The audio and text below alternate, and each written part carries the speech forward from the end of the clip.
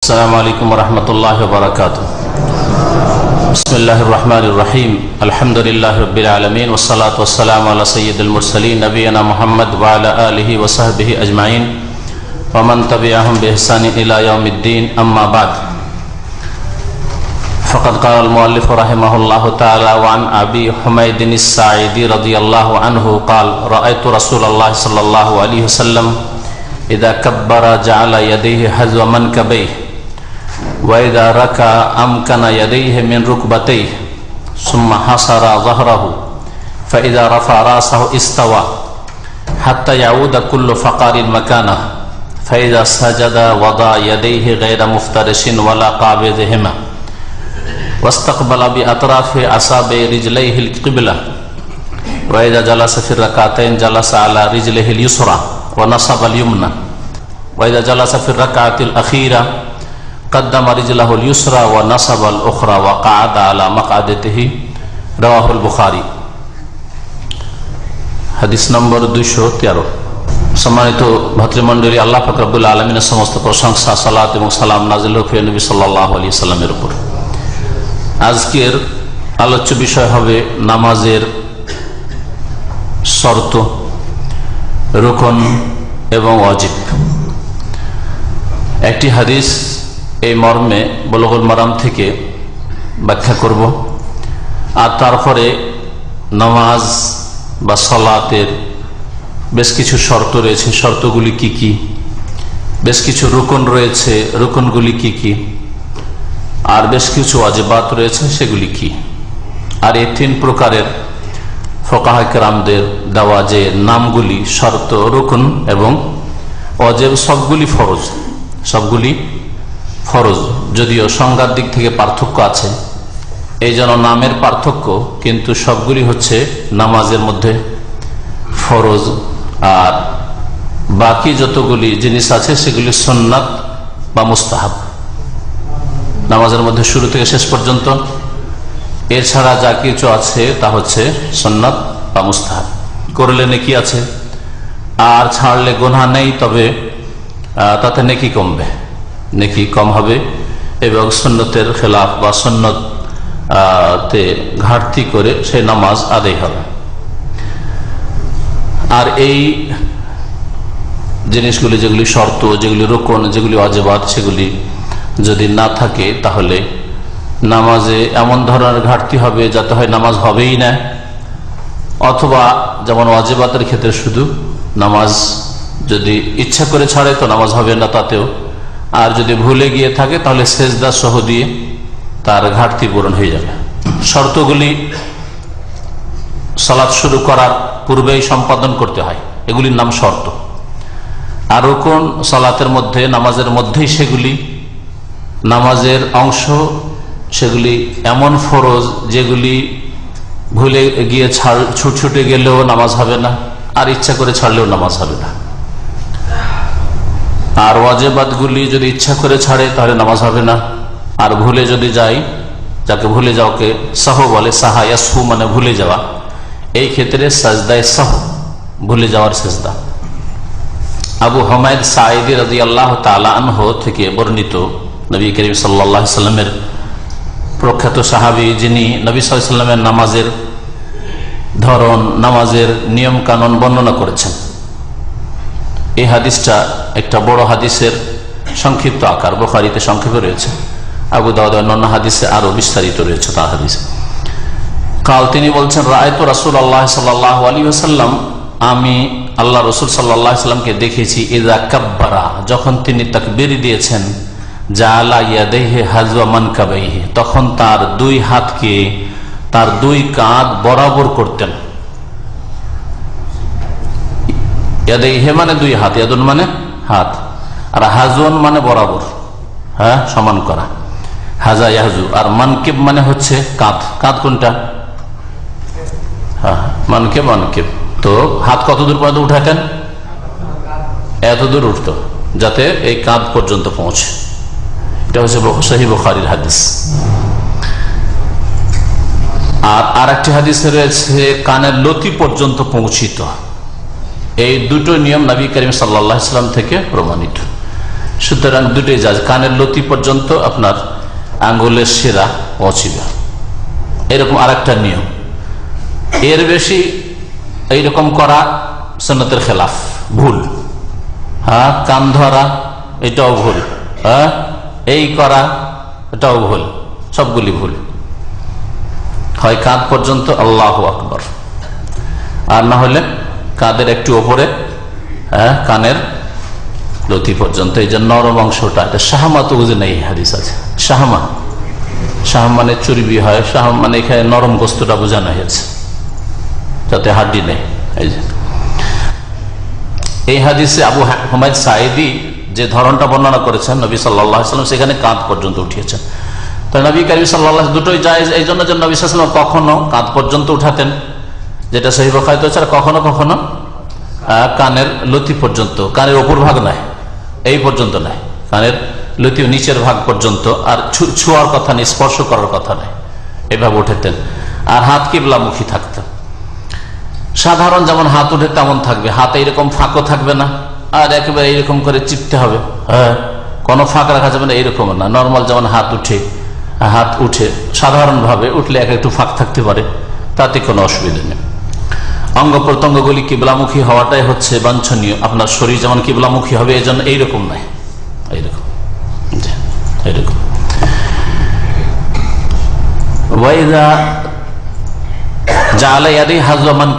তাহলে দুই কাঁধ পর্যন্ত দুই হাত উঠাতেন। এই হাত উঠানোকে কি বলা হয় আরবি ভাষায়? রাফা মানে উঠানো, আর ইয়াদাইন মানে হচ্ছে দুই হাত, রাফুল ইয়াদাইন। কি বলা হয়? রাফুল ইয়াদাইন। এটাকে বিকৃত করে আমাদের দেশের এক শ্রেণীর লোকেরা রফাদানি, বিদআতপন্থীরা রফাদানি বলে। কেউ যদি এর বেশি মানে প্রথমবারের বেশি রফাদান মানে হাত উঠায়, তাহলে ওদের নাম এই হাদিসের ভাষা দিয়ে তাদেরকে গাল দেওয়ার মন মানসিকতা নিয়ে বলে থাকে এরা রফাদানি পার্টি। তাহলে নবী সাল্লাল্লাহু আলাইহি ওয়াসাল্লাম রাফুল ইয়াদাইন করেছেন না করেননি? করেছেন। প্রথমবার নামাজ শুরু করার সময়, তাকবীরে তাহরিমার সময়, এটা এই হাদিস দ্বারা প্রমাণিত। এটা একটি জায়গা যেখানে কোনো দ্বিমত নেই, উম্মতের উলামায়ে কেরামদের, আইম্মায়ে কেরামদের কোনো দ্বিমত নাই যে তাকবীরে তাহরিমার সময় রাফুল ইয়াদাইন মানে দুই হাত উঠাতে হবে, কাঁধ পর্যন্ত অথবা কানের লতি বা লতা পর্যন্ত, এতটুকু উঠাইতে হবে, এতে কোনো ইখতিলাফ নেই। তাহলে রাফুল ইয়াদাইন ইসলামে আছে। কেউ যদি কোনো দলের নাম যদি যারা তাদের মতের সাথে মিল নেই সেই জন্য রফাদানি রাখে, তো এটা শরীয়তে ঠাট্টা মজাক করা হইল না? ঠাট্টা মজাক করা কুফরি কাজ। সুতরাং সাবধান, কারণ নাম বলার আগে চিন্তা করে নেবে যে আপনার নাম কি হবে। আপনি কাউকে রফাদান বললেন, পক্ষান্তরে আপনার নাম হয়তো মুরতাদ হইল, ইসলাম নিয়ে ঠাট্টা মজাক করার জন্য। তো অন্য কারো নাম দেওয়ার আগে চিন্তা করে নেবেন যে আমার নামটা কি হইতে পারে এর পরিণামে। যেমন কারো সাথে মারামারি করার আগে, ঝগড়া করার আগে চিন্তা করে নিতে হবে যে আমার পরিণাম কি হতে পারে। এটা হচ্ছে জ্ঞানীর পরিচয়। আর যখন নবী কারীম সাল্লাল্লাহু আলাইহি ওয়াসাল্লাম রুকু করতেন, তখন আমকানা ইয়াদাইহি দুই হাতকে মজবুত করে ধরতেন। আমকানা ইউমকিনু মাকান থেকে, মাকান মানে জায়গা, তাই না? দুই হাতকে মজবুত করে ধারণ করতেন মিন রুকবাতাইহি দুই হাঁটুতে। রুকবা, রুকবা কোনটা? হ্যাঁ, হাঁটু দেখান, এই যে হাঁটু, দুটো হাঁটু। হ্যাঁ, এই দুই হাঁটুর উপর দুই হাত শুধু রাখতেন না, ওয়াদা নেই, ইয়াদাও এরকম নেই, কি আছে আমকানা মানে শক্ত করে ধারণ করা। তাহলে রুকুতে গিয়ে হাত হালকা করে শুধু রাখবেন না, হ্যাঁ, মজবুত করে ধরবেন। এমনি অনেকে হয়তো হালকা করে ধরে, শরীরের উপরে ভর আছে, হাঁটুর উপর ভর নেই, মানে মজবুত করে তাহলে হাঁটু ধরে নেই, আর হাঁটুর উপর ভর আছে তাহলে হাঁটু মজবুত করে ধরে আছে, হচ্ছে পার্থক্য। নবী করিম সাল্লাল্লাহু আলাইহি ওয়াসাল্লাম দুই হাঁটু মজবুত করে ধরতেন। সুম্মা হাসারা যাহরাহু, এই হাসারা হা দিয়ে, হাই হাওয়াজ যারা কারি সাদা বলে, এটা হ্যাঁ হুত্তি নয়, হা নয়, এটা হা দিয়ে যদি হয় হা, তাহলে হাসারা মানে হচ্ছে অবরোধ করা, ঘেরাও করা। এখান থেকে হেসার, হেসার বলা অবরোধকে, আর এখানে হাসারা আছে হা। তো এই হাসারা মানে হচ্ছে হানা বা ইনহানা, ঝুঁকে যাওয়া, মুড়িয়ে নেওয়া। সুম্মা হাসারা যাও, তারপরে পিঠকে মড়িয়ে নিতেন, বাঁকা করতেন। সোজা দাঁড়িয়েছিলেন, রুকুতে গেলে তখন পিঠটা কি করতেন? মুড়িয়ে নিতেন, মানে বাঁকা করে নিতেন। এটা কেমন হইতো? এটা এমন ভাবে হইতে হবে, এটা হচ্ছে সুন্নত, যে আপনার মাথা আর পিঠ বরাবর হবে, মাথা এইরকম ওঠা থাকবে না পিঠের চাইতে বেশি। সবাই একই রকম। কে বলছে মহিলা আর পুরুষ? প্রথম কথা প্রশ্ন করবেন না আলোচনার সময়, শেষে প্রশ্ন। 2 নম্বর কথা, যে মহিলা পুরুষের নামাজে পদ্ধতিগত কোনো পার্থক্য নেই, তরিকায় কোনো পার্থক্য নেই। আজান একামত সেটা আলাদা কথা। হ্যাঁ, বাইরের মানুষ আছে, অপর পুরুষ আছে, এই জন্য জোরে তেলাওয়াত করবে না। অপর পুরুষ নেই, নিজের বাড়িতে জোরে তেলাওয়াত করবে রাতের নামাজ, যেমন পুরুষ লোক করবে। জেহরি নামাজ জোরে কে রাতের নামাজ আপনার জন্য পুরুষ, আপনার স্ত্রীর জন্য। যদি বাড়িতে দেবর ভাষণ না থাকে, দুলাভাই অমুক তমুক বাইরের লোক না থাকে, নিজের ছেলেরা আছে, নিজের স্বামী আছে, জোরে কে রাত করবে, বাড়ির বাইরে আওয়াজ যাবে না, কোনো পার্থক্য নেই। ফায়দা রাফা রাসাহু, অতঃপর যখন নিজ মাথা উঠালেন, ইস্তাওয়া, তখন বরাবর হয়ে গেলেন, সোজা হয়ে গেলেন। মাথা যখন উঠালেন কোত্থেকে? রুকু থেকে, তখন ইস্তাওয়া, সোজা হয়ে গেলেন। হাত্তা ইয়াউদা কুল্লু ফাকারিন মাকানাহু, এমনকি ফিরে গেল প্রত্যেকটি হাড়ের জোড়। ফাকার মানে হচ্ছে হাড়ের জোড়গুলি। এই যে আপনার মেরুদণ্ডে যে হাড়ের জোড়গুলি আছে, দেখেন গিরে গিরে হয়ে আছে। হ্যাঁ, মোটা মানুষের বোঝা যাবে না, চর্বি দিয়ে সব ঢেকে নিয়েছে। কিন্তু পাতলা মানুষ, কঙ্কাল, কঙ্কাল দেখেছেন, ওতে বোঝা যাবে যে হাড়ের জোড় আছে। কতগুলি জোড় আছে দেখি? দুনিয়া সম্পর্কে আমার চেয়ে বেশি জানছেন কিনা আপনারা? গোটা শরীরে ওইটা। আর এটা হচ্ছে মেরুদণ্ডের জোড়, এইখান থেকে শুরু করে এই পিছন পাছার ওপর পর্যন্ত। এখানে কতটা জোড় আছে?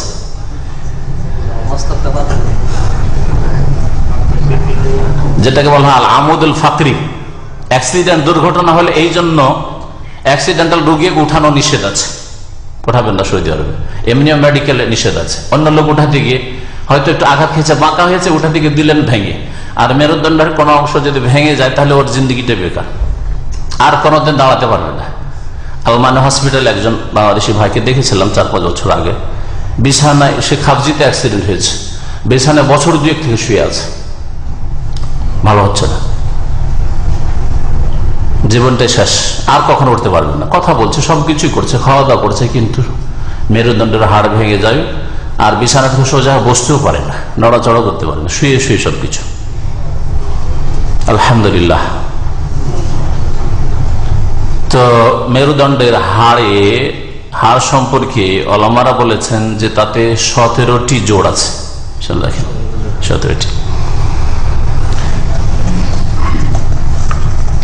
তো বলছেন যে হাত্তা ইয়াউদা কুল্লু ফাকারিন মাকানু, প্রত্যেকটি হাড়ের জোড়গুলি আপন আপন জায়গায়। যখন আপনি বাঁকা হচ্ছেন, আল্লাহ যদি এই ব্যবস্থা না রাখতেন মেরুদণ্ডের হাড়ে, হাতের হাড়ের মতো, এটা বাঁকা করে তো দেখি, এই জায়গাটা, এটা যেমন করতে পারছেন, করতে পারবেন? এই জায়গাটা ভেঙে দিল, পারবেন না, ভেঙে দিতে হবে তাহলে পুরো। এই জায়গাটা পারবেন? হ্যাঁ, পারবেন না। টাকা আর আপনার হাঁটুর মাঝখানটা পারবেন যে একটু বাঁকা করবো? কোনো উপায় নেই।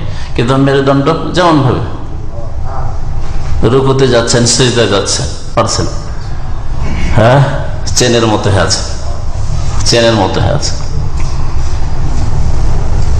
একেবারে বাঁকা করে মাথাটাকে নিচে নামিয়ে দিয়ে হাত বা মাথাকে পায়ের কাছে পৌঁছে দিতে পারছেন? পারছেন না? এক্সারসাইজ করতে গিয়ে অনেকে ইবাদতে তৌফিক হয় না, নামাজ পড়ে এক্সারসাইজ করা তৌফিক হয় না বেনামাজি মুসলমানদের। আর দিনে 1 ঘন্টা থেকে 2 ঘন্টা শরীরের হেফাজতের জন্য এক্সারসাইজ করছে। আর এই শরীর, যেই শরীরের হেফাজত করছে এক্সারসাইজ করে, জাহান্নামে জ্বলবে, কোনো পরোয়া নেই। 1 সেকেন্ডের জন্য আগুনে দেবে না, আর চিরকাল জাহান্নামে জ্বলবে বেনামাজি, তারপরে কোনো পরোয়া নেই। এই হলো মুসলমানদের জ্ঞানের অবস্থা। প্রত্যেকটি জোড় নিজ নিজ জায়গায় ফিরে যাওয়া পর্যন্ত নবী সাল্লাল্লাহু আলাইহি ওয়াসাল্লাম রুকু থেকে সিজদায় যান, তবে সোজা দাঁড়িয়েছেন। সোজা দাঁড়ালে এই যতগুলো বাঁকা হয়েছিল সবগুলি সোজা, তাহলে একটু দাঁড়িয়েছেন আর সিজদায় চলে গেলেন না, এটা চলবে না, সোজা হয়ে দাঁড়াইতে হবে। ফাইজা সাজাদা, অতঃপর যখন সিজদা করলেন, ওয়াদা ইয়াদাইহি, তখন 2 হাত রাখলেন। কোথায় রাখবেন? জমিনে রাখবেন, মাটিতে। গায়রা মুফতারিশিন ওয়ালা কাবেযহিমা, বিছিয়েও নয়, ওয়ালা কাবেযহিমা, আর দুটোকে গুটিও নয়। জি, তাহলে রাখার ধরনটা মুফতারিশ মানে এরকম বিছিয়ে না, কুকুরের মতো, বাঘের মতো, হ্যাঁ, পশুর মতো। হ্যাঁ, নবী করিম সাল্লাল্লাহু আলাইহি ওয়াসাল্লাম নামাজে কয়েক রকম পশুর চরিত্র থেকে নিষেধ করেছেন। ওটার মতো বসবে না, আর হিংস্র পশুর মতো তোমরা হাত বিছাবে না, এভাবে নামাজ পড়া জায়েজ নাই। নবী সাল্লাল্লাহু আলাইহি ওয়াসাল্লাম এটা শুধু পুরুষদের জন্য নিষেধ করেছেন না সবাইকে বলেছেন? সকলকে বলেছেন। তাহলে এক শ্রেণীর মহিলারা আমাদের সমাজে যারা বিশেষ তরিকে নামাজ পড়ে নবীর তরিকা বাদ দিয়ে, তারা এইভাবে বসে না, এইভাবে সেজদা করে না। এটাকে পশুর মতো, বাঘের মতো, কুকুরের মতো, হিংস্র জন্তুর মতো বসা হয় না। ওয়ালা ইফতারিশু ইফতিরাশাস সাবঈ, সাবন মানে হিংস্র পশু, যেই পশু ফেড়ে খায়, ফেড়ে খায়। ওয়ালা ইফতারিশু আহাদুকুম, তোমাদের কেউ যেন হাত বিছিয়ে না সেজদা করে, ইফতিরাশাস সাবঈ, হিংস্র পশুর মতো করে। তাহলে যেই ব্যক্তি, পুরুষ হোক অথবা মহিলা, হাত বিছিয়ে সেজদা করে, সে নবী সাল্লাল্লাহু আলাইহি সাল্লামের নাফরমানি করলো, আর পশু, হিংস্র পশুর মতো করে নামাজে হাত বিছালো, যেটা নিষেধ করেছে নবী সাল্লাল্লাহু আলাইহি ওয়াসাল্লাম। সুতরাং আপনার স্ত্রীকে, আপনার বোনকে, আপনার মাকে ওইরকম নামাজ পড়তে দেবেন না, যাতে হিংস্র পশুর মতো করে নামাজ পড়ে, আর যা থেকে নবী সাল্লাল্লাহু আলাইহি সাল্লাম কঠোরভাবে নিষেধ করেছেন। নবী সাল্লাল্লাহু আলাইহি সাল্লামের আমল এটা, আর বচনও আছে, দুটোই। আমলে গায়রা মুফতারিশিন, হাত বিছিয়েও না, গায়ের মানে না, গায়ের মানে না নাই, জি। গায়রুল মাগদুব আলাইহিম ওয়ালাদ-দাল্লিন, আল্লাহ মাগদুব করিও না, গজব প্রাপ্ত নয় যেন না হই আমরা। ওয়ালা কাবেযহিমা, কাবাযা ইয়াকবেয মানে সংকুচিত করা, গুটিয়ে নেওয়া। হ্যাঁ, এটা কাবাযা, এটা হচ্ছে কাবাযা। হ্যাঁ, ওয়ালা কাবেযহিমা, বিছাবেন না, আর এমন করে নেবেন না যেমন সেজদা করে দেখেন, এইরকম করে সেজদা না করে একেবারে লাগিয়ে নেওয়া। এটা হলো সুন্নতি সেজদা, বিছিয়ে দেন হিংস্র পশুর মতো, এটাও চলবে না। আচ্ছা, গুটিয়ে নেন, বগলের আগে একবারে, হাত দুটোকে বগলে আরো সাঁটিয়ে একবারে এরকম। হ্যাঁ, না, এটা চলবে না, এই দুটো চলবে। এটা হচ্ছে কাবেজ। হ্যাঁ, হাত গুটিয়েও নেবেন না একবারে, আর বিছিয়েও দেবেন না, দুটো নিষেধ, খোলা থাকবে। ওয়াস্তাকবালা বিআতরাফি আসাবে রিজলাইহিল কিবলা, এবং নিজের দুই পায়ের আঙ্গুলগুলিকে কিবলামুখী করে দিলেন। দুই পায়ের আঙ্গুলগুলিকে তাহলে কি করতে হবে? কিবলামুখী করলে এইরকম হইতে হবে পায়ের আঙ্গুলগুলি, এইরকম না হয়। অনেকে সিজদা করে এরকম হবে, মুড়িয়ে দিয়ে। তাহলে কোন দিকে গেছে? মুখ আঙ্গুলের পেছন দিকে চলে গেছে, কিবলার উল্টো দিকে চলে গেছে, এরকম হবে। জি, হ্যাঁ, সিজদায় যান। হ্যাঁ হ্যাঁ, কিবলার দিকে করে মুখ করে আছে আঙ্গুলগুলি, পক্ষান্তরে উল্টো, উল্টো যে, হ্যাঁ, এইরকম নয় যে উল্টিয়ে দিয়েছেন। জি। ওয়াইদা জালাসা ফির রাকাতাইনে, আর যখন 2 রাকাত সালাতে বসতেন, 2 রাকাত পড়ে বসতেন, 4 রাকাত বিশিষ্ট নামাজ বা 3 রাকাত বিশিষ্ট নামাজে যাতে 2 তাশাহুদ আছে, ওতে যখন বসতেন, জালাসা আলা রিজলিহিল ইউসরা, 2 রাকাতে যখন বসতেন, এখানে আউয়াল তাশাহুদ বলা হয়নি, এই জন্য এটা 3-4 রাকাত বিশিষ্ট নামাজ হোক, অথবা 2 রাকাত বিশিষ্ট ফজরের নামাজ হোক, সুন্নাত নামাজ হোক, শুনে রাখেন। যদিও মাসলা ইখতিলাফ আছে এগুলো মাসলায়, কেমন করে বসেন, বসার ধরনটা কেমন হবে। 2 রাকাত পরে যে আপনি তাশাহুদে বসলেন, তখন বসার নিয়মটা কি? জালাসা আলা রিজলিহিল ইউসরা, তখন নবী সাল্লাল্লাহু আলাইহি ওয়াসাল্লাম বসলেন বাম পায়ের উপর ভর দিয়ে। রিজল মানে বা, আর ইউসরা মানে বাম, আইসার ওর মুয়ান্নাস হচ্ছে ইউসরা।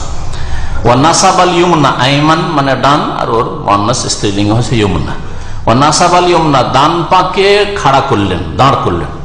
কেমন ভাবে একটু দেখান, বসেন। এই যে বাম পায়ের উপরে বসলেন, আর ডান পাটা আমি দেখতে পাচ্ছি না, আপনারা দেখছেন তো না, দাঁড়িয়ে আছে। ওয়া নাসাবাল ইউমনা, ডান পা দাঁড়িয়ে থাকবে।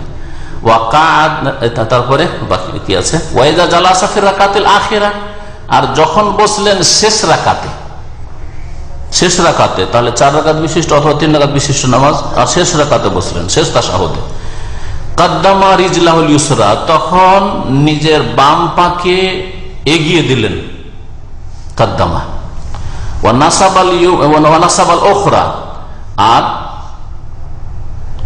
দ্বিতীয় যে পাটি সেটাকে কি করলেন, দাঁড় করে দিলেন। ওয়া কাআদা আলা মাকআদাতিহি, আর বসে গেলেন তার নিতম্বের উপর। মাকআদা মানে বসার স্থান, মানে পাছা, সহজ ভাষায়।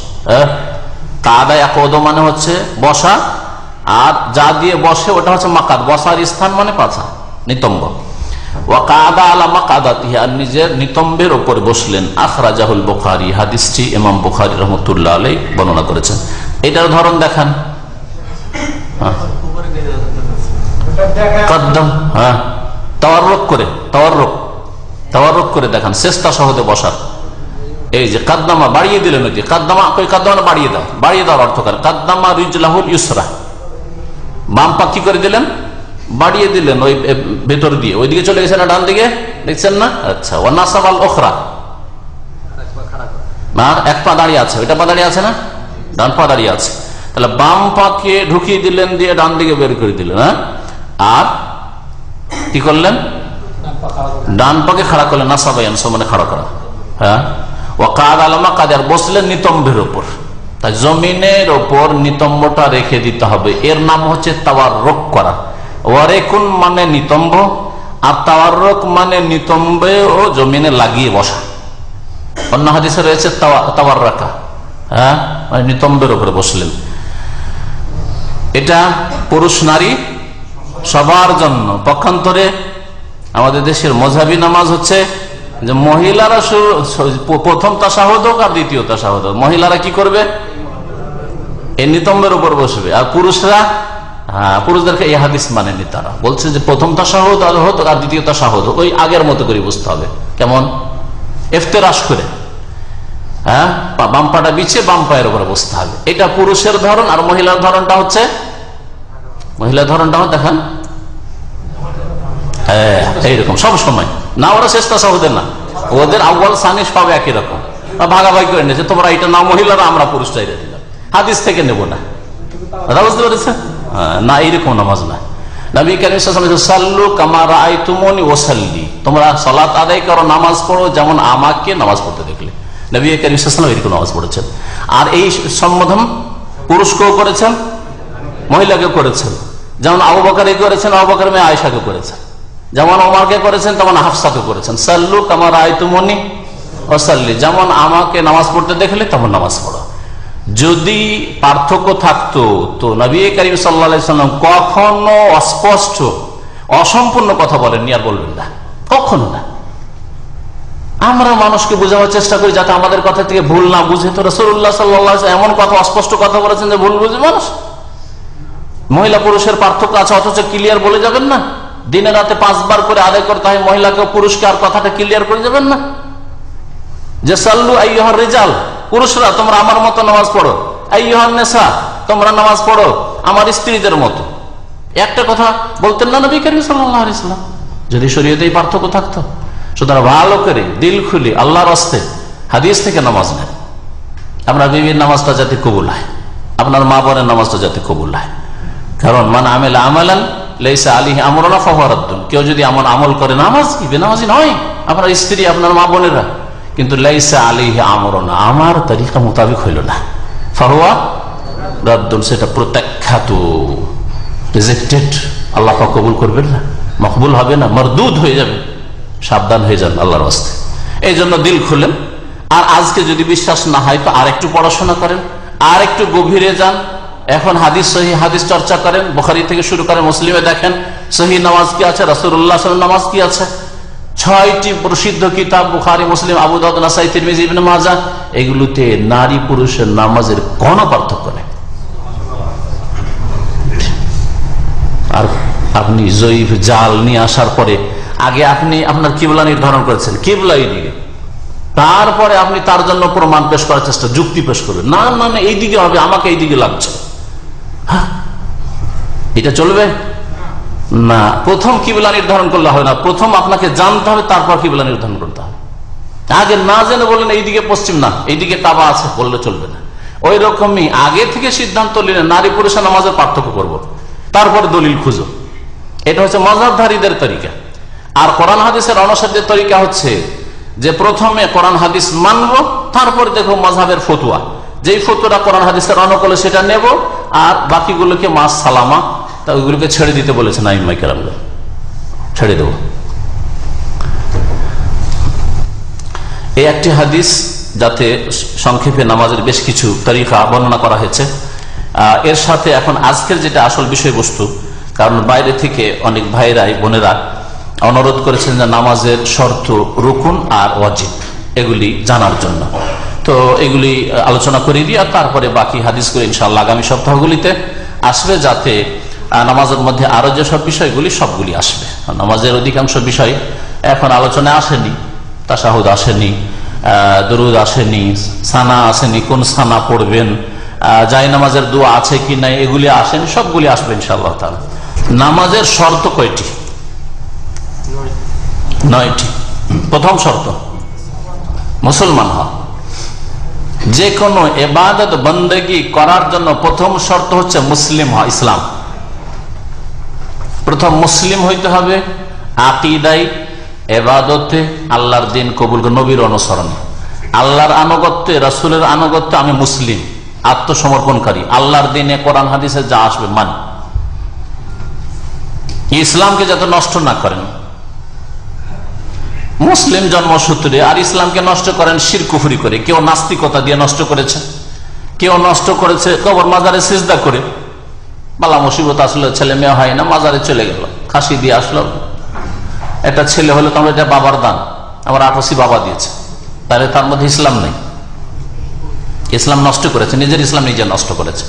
তো প্রথম ইসলাম আপনার মধ্যে থাকতে হবে, তারপরে নামাজ কবুল হবে, তারপর নামাজ শুদ্ধ হবে। শিরক কুফরি অবস্থা, একটা লোক নাস্তিক, আল্লাহ পরকালে বিশ্বাস করে না, কিন্তু দুনিয়ার কোনো ঘরে, যে কোনো ঘরে যে হোক, বা লোকজন সবাই নামাজ পড়ছে, আমি একা কেন বাইরে বসে থাকি, কারণ একটা অনুষ্ঠানে এসেছি মুসলিমদের, সেটা অতি লেগে যায়, মন্দিরেও লাগলো, মসজিদেও লাগলো, নামাজ কবুল হবে? কারণ অন্তরে তার ইসলাম নেই, আল্লাহ পরকাল। ঠিক তেমনি শিরককারী, ইমান ইসলাম ভঙ্গকারী লোকের নামাজ, ইবাদত, বন্দেগী কবুল হবে না।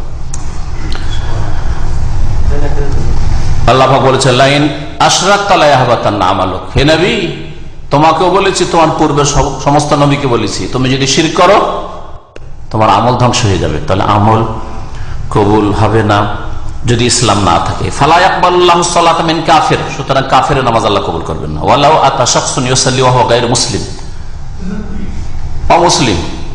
জুমার দিনে অনেকে এই মার্কেট এরিয়াতে বেড়াতে চলে আসে কোম্পানি থেকে, আসার পরে দেখলো বাইরে দাঁড়িয়ে থাকবো, সাথীর সঙ্গে সব মুসলিম, মসজিদে ঢুকলো, আমিও নামাজ পড়িনি, হ্যাঁ হবে নামাজ? রোজা কবুল হবে? আজকে থেকে 8-10 বছর আগে আমাদের অনেক ভাইরা আছেন পুরাতন, তারা হয়তো দেখেছেন, চিটাগাঙ্গের একটা খ্রিস্টান ছেলে আসতো, শুধু আসতোই না, ইসলাম সেন্টারে নিয়মিত আমার এখানে আলোচনায় বসতো, কিন্তু আল্লাহ ইমানের তৌফিক দেয়নি, আল্লাহ পাকের ইচ্ছা। নবীর ঘনিষ্ঠ থেকে নবীর চাচা আবু তালেব হেদায়েত হয়নি, তাই না? তো এই চিটাগাঙ্গে এই লোকটি খ্রিস্টান আসতো, জুমার দিনে রোজা রাখতো, রোজার অবস্থায় সকলে আলোচনার পরে খানা খেত, ও খাবার খেত না। একদিন জিজ্ঞেস করলাম, কি ব্যাপার, খানা সবাই খাচ্ছে, আপনি খান? আমি রোজায় আছি। রোজার আগে তো ইসলামটা কবুল করতে হবে, রোজা রাখতো। আচ্ছা, ছাত্রদেরকে এলাকা থেকে ক্যাম্প থেকে আসতো, দাল্লার দিকে থাকতো, ওখান থেকে আসতো, উৎসাহিত করে মুসলিম ছেলেদেরকে বলতো যে শাইখের আলোচনা শুনতে আমি যাই, তোমরা কেন যাও না, নিয়ে আসতো। আল্লাহ যেন হিদায়াত করে, যদি বেঁচে থাকে। তো রোজা কবুল হবে? কবুল হবে না। এই ইসলামের শিক্ষা কবুল হবে, কিছু পাবে আল্লাহর কাছে কিয়ামতে? পাবে না, কিয়ামতে পাবে না। তবে আল্লাহ মানুষের কর্ম নষ্ট করে না, এই জন্য দুনিয়াতে কিছু দিয়ে দিবে, একটু সুনাম, এই যে সুনাম করলাম যে লোকটার এই গুণগুলি ভালো ছিল, এটি আল্লাহ দিবে, আর এরকম আরো কিছু দেবে, সুস্থতা দেবে, আরো কিছু দেবে, রুজি রোজগার দেবে কিছু। হ্যাঁ, কিন্তু আখিরাতে আল্লাহ পাকের কাছে আমলের বদলা পাওয়ার জন্য ইসলাম শর্ত। নামাজ কবুল হওয়ার প্রথম শর্ত হচ্ছে ইসলাম। দ্বিতীয় শর্ত হচ্ছে আল আকল। আকল মানে হচ্ছে, আকল মানে জ্ঞান, বিবেক, বুদ্ধিমত্তা, এটা যেন ঠিক থাকে। এর বিপরীত যদি পাগল হয়, পাগলের নামাজ কবুল হবে না। কেন কবুল হবে না? কারণ পাগলের কোন সংকল্প নিয়তি থাকে না, পাগল যা করে অটোমেটিকলি করে। যেমন রোগী যদি হাতে রোগ থাকে, হাত কাঁপানি রোগ থাকে, কি বলে এই রোগগুলোকে, হ্যাঁ, তো থর থর থর করে কাঁপতে আছে, ও কিন্তু টের পাচ্ছে না, কাঁপতে আছে। ঠিক না? ইচ্ছা করে কিন্তু কাঁপাই না, আমি ইচ্ছা করে কাঁপাচ্ছি, এই থামাইলাম, থেমে গেল। হ্যাঁ, ঠিক না? কিন্তু যার রোগ আছে এই কাঁপার রোগ, সে এমনিতে কাঁপছে। ঠিক তেমনি পাগল যা কিছু করে এমনিতেই করে, ও নিয়ত উদ্দেশ্য করে করে না। আর আমলের জন্য নিয়ত শর্ত। সুতরাং পাগলের কোন ইবাদত বন্দেগী কবুল হবে না, শুদ্ধ হবে না, তার উপর ফরজও নাই, ফরজ নেই। কাফের উপর ইবাদত ফরজ, কিন্তু ইবাদতে প্রথম ইন্টার করতে হবে, দাখিল হইতে হবে ইসলাম দিয়ে, আগে নামাজে প্রবেশ করলে হবে না। আল্লাহ পাক কিয়ামতের দিন জিজ্ঞাসা করবে কাফেরকে, যেন কালেমা শাহাদাত সম্পর্কে জিজ্ঞাসা করা হবে, আল্লাহ পরকালের প্রতি ঈমান সম্পর্কে জিজ্ঞাসা করা হবে, নামাজ সম্পর্কে জিজ্ঞাসা করা হবে, অন্যান্য পাপ জীবন তারও শাস্তি পাবে, জিজ্ঞাসা করা হবে। কারণ তার জ্ঞান বিবেক বুদ্ধি ছিল, তা দিয়ে সে বোঝার চেষ্টা করে যে এই লোকের যে পাগল, তার তো জ্ঞান বিবেক বুদ্ধি কিছু নেই, সেই জন্য আল্লাহ পাক তাকে জিজ্ঞাসাই করবে না।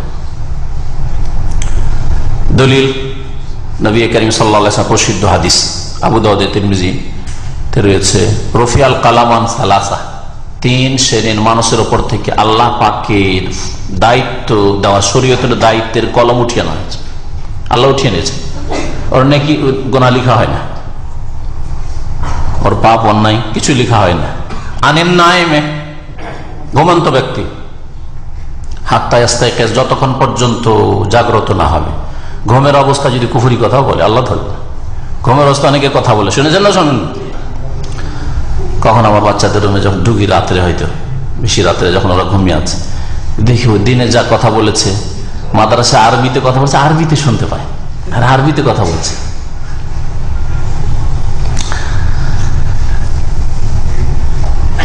ধরবে না, ভালো মন্দ ঘুমের অবস্থায় কি বললো না বললো আর কি করলো না করলো আল্লাহ ধরবে না, যতক্ষণ জেগে না যাবে। হ্যাঁ, জেগে যাওয়ার পরে আর ঘুমের অবস্থায় কাপড় খুলে গেছে, আল্লাহ ধরবে যে তুই উলঙ্গ কেন? অনেকের হয় কিন্তু। আর ভালো করে শুনে রাখেন, যেসব যুবকদের, যেসব লোকদের হয়, তাদেরকে বলছি যে লুঙ্গি পরে শুলে লুঙ্গি বেঁধে রাখেন, আর না হলে প্যান্ট পরেন, পায়জামা পরেন, ঠিক আছে? মাদ্রাসায়, আমরা মাদ্রাসার হোস্টেলে 12-13 বছর থেকে থাকতে লেগেছি, বয়সে 13 বছর বয়সে মাদ্রাসা হোস্টেলে। তখন প্রথম আমরা লুঙ্গিকে বেঁধে শুইতাম, এইদিকে শুধু বানা নাই, নিচের দিকে বাঁধতাম ঘিরে দিয়ে, যাতে উপরে না উঠে, পায়জামার মতো টান দেওয়া থাকে, হাঁটুর উপরে না উঠতে পারে। আপনার কিছু দায়িত্ব আছে, ঘুমের আগে করে রাখেন। বদ অভ্যাস, কাপড় কোথায় যা খোঁজ রাখেন না, গলাতে বাঁধা আছে, লুঙ্গি দেখে গলাতে হয় না, হয় না, লাভের তলায়, কম্বলের তলায় তো হয়, অনেকেরই হয়। আপনি একা আছেন আলাদা কথা, হ্যাঁ, আপনার স্ত্রী আছে আলাদা কথা, কিন্তু আরো লোকজন আশেপাশে রুমে থাকে, আর আপনি গলাতে লুঙ্গি নিয়ে বসে আছেন ব্যাচেলার রুমে, কখনো যাইজ না। বা আপনার রুমে কেউ ঢুকে, যাই হোক, কি বলছিলাম, ঘুমের অবস্থা আল্লাহ ধরবেন না যতক্ষণ না জাগবে। জাগতেই তাড়াতাড়ি করে, আপনি দেখছেন যে কাপড় উঠে গেছে, তাড়াতাড়ি করে ঢাকেন, আপনি কান খুলে গেছে ঢাকেন। আনিন নাইম হাত্তা ইস্তাইকাজ, আর কে? হ্যাঁ, ও আনিস সাগীরে হাত্তা ইয়াকবুরা, আর নাবালক ছেলেকে আল্লাহ ধরবেন না যতক্ষণ পর্যন্ত সাবালক না হবে। নাবালক অবস্থায় যদি কোন ভুল ভ্রান্তি করে, অন্যায় কথা বলে, তো আল্লাহ ধরবেন না। তবে বাপ মা যদি জানতে পারে যে আমার নাবালক ছেলে ভুল করছে, অন্যায় করছে, আর শাসন না করে, তো বাপ মাকে আল্লাহ ধরবেন। কেন? বাপ মায়ের দায়িত্ব হচ্ছে নাবালককে ইসলামিক তরবিয়ত দেওয়া। পেটে যেমন খেতে দেবেন, তার আগে দেবেন আপনি দ্বীনি তরবিয়ত দেবেন। বাপ মাকে ধরবে, যদি জানতে পারে আর না শেখায়।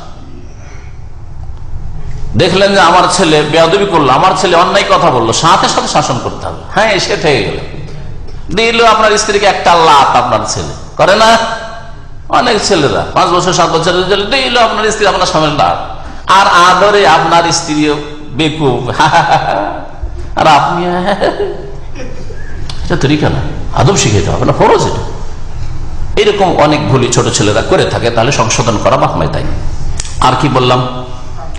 হ্যাঁ, ওয়ানিল মজনুনে, আর পাগল লোক, হাত্তা ইউফিকা, যতক্ষণ পর্যন্ত তার পাগলামি দূর না হবে, হ্যাঁ, সুস্থ মস্তিষ্ক সম্পন্ন না হবে। হ্যাঁ, এখন বুঝতে পারছে নামাজ কি জিনিস, হ্যাঁ, খাবার, বাপ মা জানতে পারছে, চিনতে পারছে, তাই নামাজ ফরজ। তৃতীয় শর্ত হচ্ছে তামইজ। তামইজ মানে হচ্ছে তামিজ মানে হচ্ছে ভালো মন্দের পার্থক্য করা। এটা নামাজ, এটা নামাজ নয়। এটা পাক না পাক। মসজিদ, এটা বাড়ি নয় যে মসজিদে পায়খানা করতে বসে যাবো, পেশাব করতে বসে যাবো। এটা বুঝা, যতক্ষণ এটা না বুঝবে ততক্ষণ নামাজ শুদ্ধি হবে। হ্যাঁ, এই জন্য নবী সাল্লাল্লাহু আলাইহি ওয়াসাল্লাম 7 বছরের পূর্বে ছেলে মেয়েদেরকে নামাজ পড়ার হুকুম দিতে বলেন।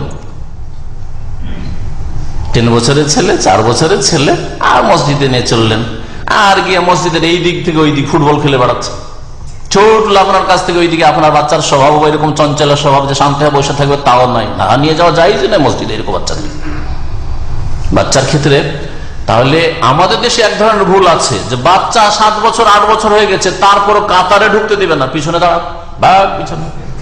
এটাও বিদাতীদের কাজ, এটা ভুল, এটা ভুল। যেমন এটাও ভুল যে 3 বছর 4 বছরের বাচ্চা আর ধৈর্যও রাখতে পারবেন না, চঞ্চলে বাচ্চা, আপনি নামাজ শুরু করলে এই দিক থেকে দিল ওই দিকে, কারো টুপি টেনে নিয়ে হাঁটলো, আরো কত কি করে, সেজদার অবস্থায় কার কিসে হাত দিচ্ছে।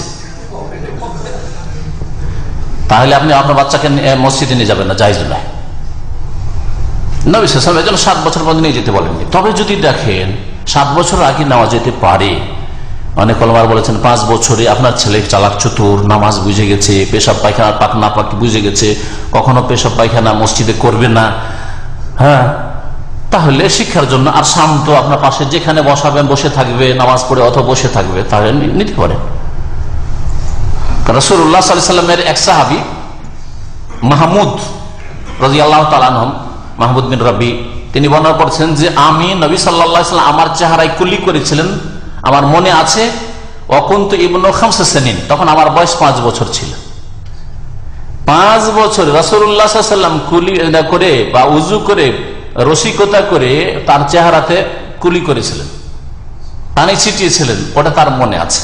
এই হাদিস থেকে উলামায়ে কেরাম, মুহাদ্দিসিনরা, ফুকাহারা ইস্তেদলাল করেছেন, দলিল পেশ করেছেন যে 5 বছরের ছেলে যদি কোনো কিছু বর্ণনা করে ধর্মের ক্ষেত্রে কবুল করা যাবে। ওই সাহাবীর এই হাদিস কবুল করলেন না করলেন না? নাবালক বলে উড়িয়ে তো দিলেন না। তাহলে কেউ যদি কোনো বড় মানুষ রসিকতা করে যদি ছোটদের আদর করতে গিয়ে পানি কুলি করে তাহলে জায়েজ, নবী সাল্লাল্লাহু আলাইহি ওয়াসাল্লাম করেছেন। এই মাসলা জানলাম 5 বছরের ছেলের হাদিস থেকে, 5 বছরের ছেলের বর্ণিত হাদিস থেকে বোঝা গেছে। তাহলে 5 বছর, 3 বছর 4 বছর ছেলে অনেক সময় বুঝে না, 2 বছর 2.5 বছর 3 বছরের ছেলে পেশাব পায়খানা বুঝে না, মসজিদ বুঝে না, কিন্তু 5 বছর ছেলে অনেক সময় বুঝতে পারে। তারপরেও বলবো যে প্রয়োজন নেই আপনি 7 বছরে নিয়ে যান। কারণ রাসূলুল্লাহ সাল্লাল্লাহু আলাইহি ওয়াসাল্লাম বলেছেন মুরু আওলাদাকুম বিসসালাতি ইযা বালাগু 7 সিনিন ওয়া হুম আবনাউ 7 সিনিন, 2 রকম করে হাদিস রয়েছে। তার যেন বুঝতে পারে, ভালো মন্দর জ্ঞান আছে তার। 4 নম্বর শর্ত হচ্ছে রাফুল হাদাস, নাপাকি দূর করা। বড় নাপাকি থাকলে গোসল করে নেওয়া, আর যদি ছোট নাপাকি থাকে, উযু না থাকে, তাহলে উযু, রাফুল হাদাস, তাহারাত, হাদাস আকবার হাদাস আসগর দুটো দূর করা। আচ্ছা, 5 নম্বর শর্ত হচ্ছে শরীরে গায়ে অথবা কাপড়ে অথবা নামাজের স্থান যায় নামাজই হোক অথবা মাটিতে হোক, যদি দেখেন যে কোনো নাপাকি আছে, দেখতে পাচ্ছি পেশাব পায়খানা লেগে আছে, নাজাসাত দূর করা, নাপাকি দূর করতে হবে নিজের কাপড় থেকে, আর কি বললাম, নিজের দেহ থেকে, আর যেই জায়গায় নামাজ পড়ছে নামাজের জায়গা থেকে। 6 নম্বর শর্ত হচ্ছে লজ্জা স্থান আবৃত করা, সাতরুল আওরা। নামাজের জন্য শর্ত হচ্ছে লজ্জা স্থান ঢাকা। লজ্জা স্থান পুরুষের কতটুকু? নাভি থেকে নিয়ে হাঁটু পর্যন্ত। হাঁটুর ওপরে নামাজে কাপড় উঠবে না, হাঁটু ঢাকা থাকবে, হাঁটু সহ, আর নাভির নিচে নামবে না। হ্যাঁ, কিছু লোকের আছে নাভির নিচে কাপড় নেমে যায়, পেট বড়, হ্যাঁ, সাবধান, শক্ত করে বাঁধেন। আজকালকার জেন্টস প্যান্ট ওয়ালাদেরকে বিশেষ করে বলছি, যখন রুকুতে যায় এই দিকে টান দিতে দিতে একেবারে পেছন দিকে নাভির অনেক নিচে চলে গেছে, নাভি এখানে, তাহলে নাভির বরাবর হচ্ছে এই জায়গায়, আর নেমে সুবহানাল্লাহ ওই যে 2 নিতম্বের জোড় আছে ওই পর্যন্ত পৌঁছে যায়, যে ফাটলের জায়গা পর্যন্ত পৌঁছে যায়। তাহলে এইভাবে নামাজ পড়া যায়। এইদিকে শার্ট, এত মানে শর্ট শার্ট পরছে, জামা যে ওপর দিকে উঠে যাচ্ছে, আর এইদিকে প্যান্টটা টান দিচ্ছে নিচের দিকে, মাঝখানে ফাঁক হয়ে গেল, কিছুই নেই, গেঞ্জি উঠে গেছে, তার ঢাকা নেই ওই জায়গাটুকু, নামাজ ফাঁসেদ হয়ে যাবে। এই অবস্থায় নামাজ হবে না। অনেক লোককে দেখবেন তাহলে তাদের নামাজ হয় না, জামা উপর দিকে উঠে গেছে আর প্যান্ট নিচের দিকে নেমে গেছে, মধ্যখানে ফাঁক হয়ে গেছে, চামড়া দেখা যাচ্ছে, আর সেটা নাভির নিচের স্থান পেছন দিক থেকে, তাহলে নামাজ হবে না। নামাজের জন্য লজ্জা স্থান আবৃত করা। উজুর জন্য শর্ত হইল, উজুর জন্য না নামাজের? নামাজ, তাহলে নামাজের আগে হাঁটু পর্যন্ত ঢাকলে হবে। আচ্ছা, কাঁধও ঢাকতে হবে তার সাথে নামাজের জন্য, কারণ নবী সাল্লাল্লাহু আলাইহি ওয়াসাল্লাম বলেছেন, সহিহ বুখারীতে হাদিস রয়েছে যে লা ইউসাল্লি আহাদুকুম ফি সাওবিল ওয়াহিদ, কোন মানুষ যেন একটা কাপড়ে নামাজ না পড়ে, এমন একটা কাপড় লাইসা আলা আতিকিহি মিনহু শাই, যাতে কাঁধের ওপর কিছু নেই। হ্যাঁ, এক কাপড়ে যদি নামাজ পড়েন তো এখান থেকে বেঁধে নেন আর নিচে হাঁটু পর্যন্ত ঢেকে নেন, অসুবিধা নেই, এক কাপড়ে নামাজ পড়েন। গরিবী আমলে একটা কাপড় এরকম ছিল, সাহাবায়ে কেরাম আমলে এইভাবে নামাজ পড়তেন। ছোট বাচ্চাদের যেমন আমরা ছোট ছিলাম, চাদর, ও চাদর বেঁধে দেওয়া হতো। তখনকার যুগে সোয়েটার আর জ্যাকেট ছিল না, এখানে বেঁধে দেওয়া হতো, এইখান করে ঢাকা থাকতো শীতের দিনে। তো এক কাপড়ও হইতে পারে, কিন্তু এইভাবে ঢাকতে হবে। এটা কি জন্য বললাম, কারণ আমাদের দেশের মানুষরা কোন কোন মানুষকে দেখে যে টোপটাকে উল্টে, জুব্বাটাকে উল্টে নিয়েছে, উল্টে নিয়ে উজু করছে, তখন হাঁটুর উপরে কাপড় উঠে আছে, বলছে দেখো দেখো দেখো দেখো, হাঁটুর উপরে কাপড় উঠে আছে আর উজু করছে, এর উজু হবে? বলে যে বলছে সে মূর্খ।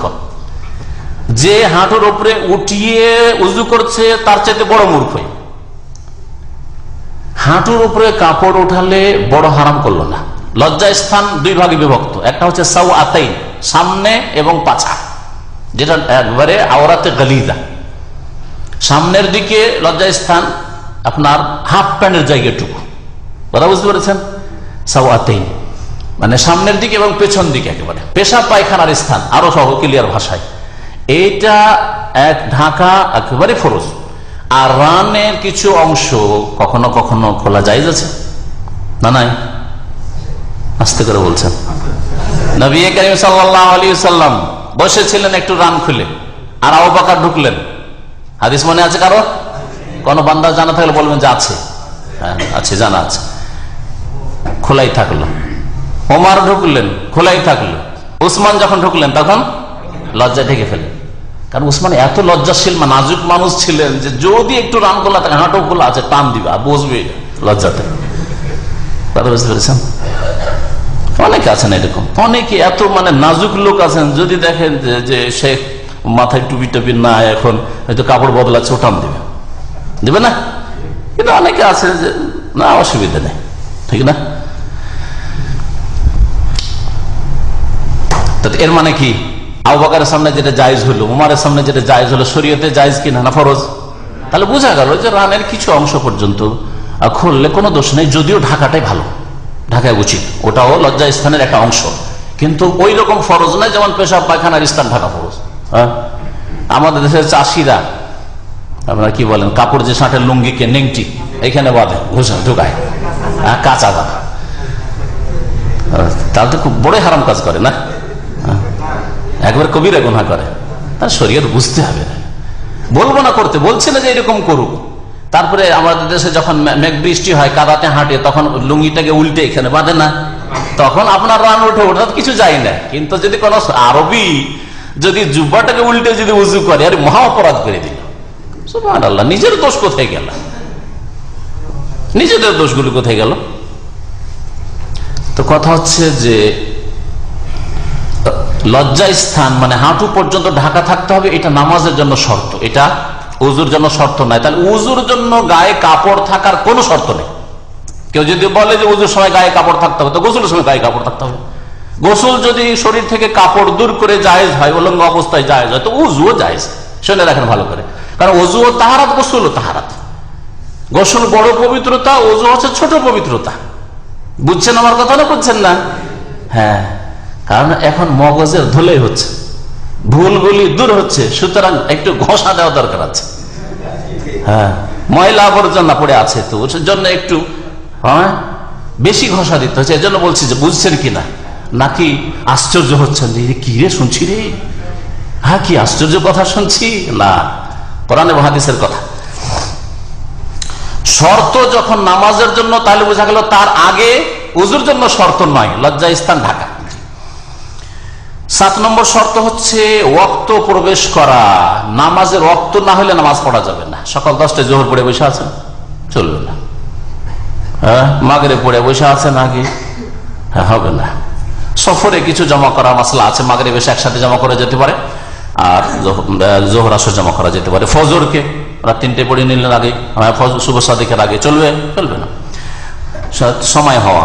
8 নম্বর শর্ত হচ্ছে কিবলামুখী হওয়া, কিবলামুখী নামাজ পড়তে হবে। 9 নম্বর শর্ত হচ্ছে নিয়ত করা, নামাজে দাঁড়াবার আগে নিয়ত কি করা, বললাম নিয়ত পড়া নয়, নিয়ত করা হচ্ছে শর্ত, মানে ফরজ, শর্তগুলি হচ্ছে ফরজ, আর নিয়ত পড়া হচ্ছে শরীয়ত বিরোধী, সুন্নাত বিরোধী। আর সুন্নাত বিরোধীর নাম হচ্ছে বিদআত। নবী সাল্লাল্লাহু আলাইহি ওয়াসাল্লাম কখনো করেননি, কোন সাহাবী এই নিয়ত পড়া কাজ করে নামাইতো পড়েননি। গত সপ্তাহে নিয়ত সম্পর্কে যথেষ্ট বলেছি, ওই জন্য আর ফিরাচ্ছি না। এই 9টি হচ্ছে শর্ত। 14টি হচ্ছে নামাজের রুকুন। প্রথম রুকুন হচ্ছে কিয়াম, নামাজে দাঁড়ানো। যে কিয়াম আল কুদরা, যদি কেউ দাঁড়াতে পারে সক্ষম, তাহলে তার জন্য বসে ফরজ নামাজ পড়া জায়েজ না। শুনে রাখে, বসে কোন নামাজ জায়েজ নয়? ফরজ নামাজ পড়া জায়েজ নয়। সুন্নাত নফল নামাজ পড়া বসে জায়েজ আছে, যদিও দাঁড়িয়ে পড়তে পারে, বসে জায়েজ। তাহাজ্জুদ বসে পড়তে পারেন, সালাতুল দুহা বসে পড়তে পারেন, কিন্তু নেকি 50% পাবেন, অর্ধেক পাবেন। 2 রাকাত পড়ে 1 রাকাতের নেকি পাবেন, 4 পড়ে 2 এর নেকি পাবেন। চান নাকি? এরকম চান? তাহলে কেন বসে বসে খোঁড়ার মতো বসে বসে কেন এসা পড়ে ওই নফল পড়া? কফিলের ডিউটি করে কি বলছে, ওভার টাইম না করে ওভার টাইম লিখানো অনেক। আর যদি 8 ঘন্টা ডিউটি করে আপনাকে বলা হয় 8 ঘন্টা ডিউটি করলেন, কিন্তু 4 ঘন্টার আপনাকে বা 6 ঘন্টার দিব আপনাকে, নেবেন?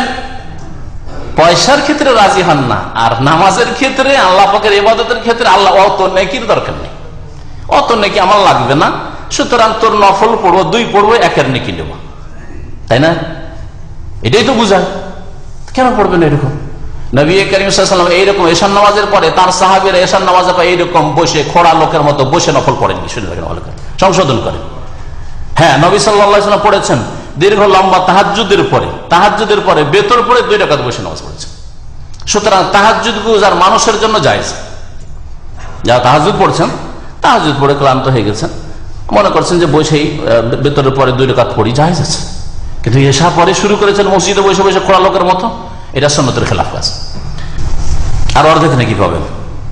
নেকির ক্ষেত্রে অনীহা, প্রয়োজন নেই, অত করবো কি নাকি। 2 নম্বর রুকন হচ্ছে আল্লাহ পাক দাঁড়াতে বলেছে, প্রত্যেকটা দলিল বলি তো লম্বা হয়ে যাবে। কওমুলিল্লাহি কানিতিন, আল্লাহর জন্য অনুগত হয়ে দাঁড়িয়ে যাও। তাহলে কিয়াম, নবী সাল্লাল্লাহু আলাইহি ওয়াসাল্লাম দাঁড়িয়ে নামাজ পড়েছেন, আর যখন সক্ষম থেকেছেন, অসুস্থ না হলে, আর আল্লাহ পাক কিয়াম করতে বলেছেন। দ্বিতীয় রুকন হচ্ছে তাকবীরাতুল ইহরাম, তাকবীরে তাহরিমা, তাকবীরে তাহরিমা বা তাকবীরাতুল ইহরাম, যেটা নামাজের প্রথমের তাকবীর, আল্লাহু আকবার, এটা হচ্ছে রুকন, দ্বিতীয় রুকন। মিফতাহুস সালাতে তুহুর, নবী সাল্লাল্লাহু আলাইহি ওয়াসাল্লাম বলেছেন নামাজের চাবি হচ্ছে পবিত্রতা, ওয়া তাহরিমুহা আত-তাকবীর, নামাজের তাহরিমা হচ্ছে কথা কাজ হারাম দুনিয়ার, তাকবীর আল্লাহু আকবার। তাই আল্লাহু আকবার হচ্ছে নামাজের রুকন। আল্লাহু আকবার দিয়ে শুরু করতে হবে। গত সপ্তাহে বলেছি, আল্লাহর অন্য কোনো গুণবাচক বা গুণগান পেশ করে নামাজ শুরু করা জায়েজ নয়, হবে না নামাজ, যেমন অন্য ফিকহের কিতাবে রয়েছে, ভুল কথা। তৃতীয় রুকন হচ্ছে সূরা ফাতিহা পড়া। সূরা ফাতিহা পড়া নামাজের রুকন, ফরজ।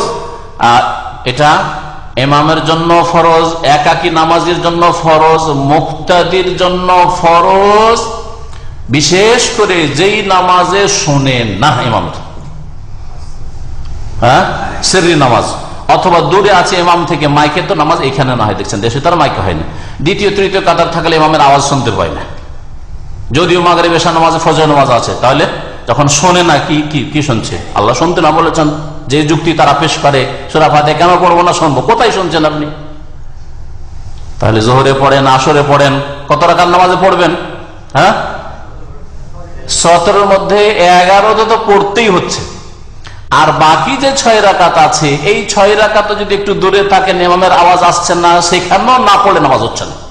ভালো করে শুনে রাখেন, বাকি 6 রাকাতে মাগরিবের 2 আর এশার 2 আর ফজরের 2, এই 3 দুগুণে 6, এই 6 রাকাত যখন জোরে ইমাম কিরাত করছে আর শুনছেন, আর পড়ার সময় পাচ্ছেন না, অথবা এই ক্ষেত্রে বড় যেহেতু ইখতিলাফ জটিল, আর 2 দিকে দলিল 18, 19, 20, হ্যাঁ, তার মানে এদের দলিল কম মজবুত নয় আর এদেরও মজবুত নয়।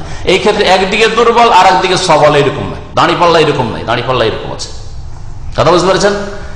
এই জন্য এই ক্ষেত্রে নামাজ হবে না আমরা বলছি না, কিছু ওলামারা বলছেন নামাজ হবে না এই ক্ষেত্রে। ইমাম বুখারী যেমন বলছেন, ইমাম শাফি বলছেন, তারা বলছেন নামাজ হবে না, কিন্তু ইমাম আহমদ বিন হাম্বল তারপরে বহু সাহাবায়ে কেরাম তার আগে, তারপরে আপনার ইমাম ইবনে তাইমিয়া, ইবনুল কাইয়িম, শেখ ইবনে বাজ, ইবনে উসাইমিন, ইমাম নাসিরউদ্দিন আলবানী রাহমাতুল্লাহ আজমাইন, এরকম বহু মুহাক্কিক গবেষক রয়েছেন যারা গবেষক, যারা কোনো গোড়া আলেম ছিলেন না, তারা কোনো মোকাল্লেদ, অন্ধ কোরআন হাদিস ছেড়ে অন্ধ কারো মোকাল্লেদ ছিলেন না।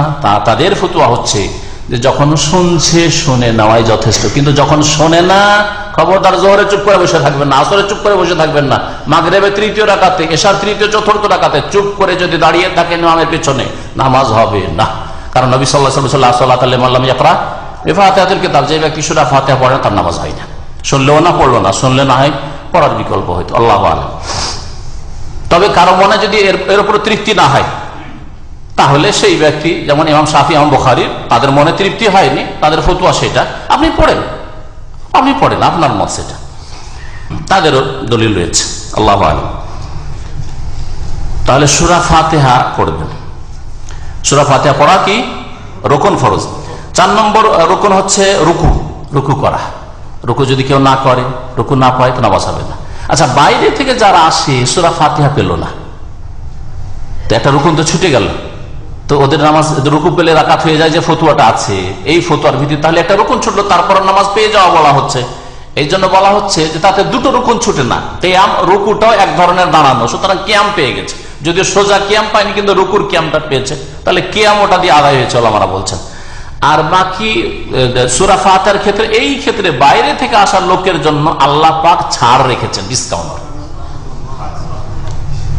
এটাই হচ্ছে বেশি ঠিক। তবে আরেক দল বলছে যে না, রুকু পেলে রাকাত হবে না। কিন্তু সহিহ বুখারীতে যেহেতু হাদিস রয়েছে আবু বকর রাদিয়াল্লাহু তাআলা আনহুর, যে একটা লোক দৌড় দিয়ে এসে রুকুতে লেগেছিল কাতারে আসার আগে, ওই লোককে নামাজ পুনরায় পড়তে বলেননি, রাকাত দোহরাতে বলেননি, বরং তাকে বললেন যে আগামীতে এইরকম কাতারের বাইরে থেকে তুমি রুকু করে আসিও না।